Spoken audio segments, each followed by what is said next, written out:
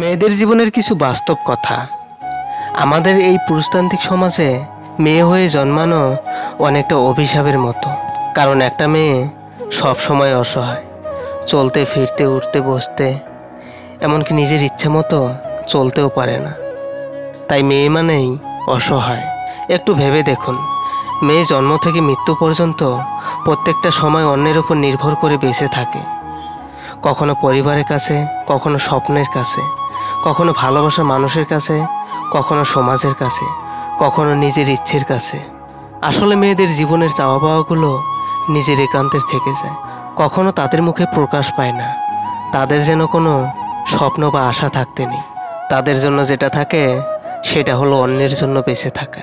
জন্মের পর মা বাবার জন্য, বিয়ের পর স্বামীর জন্য, আর মা হওয়ার পর তার সন্তানের জন্য। মেয়েদের জীবনটা বড়ই অদ্ভুত।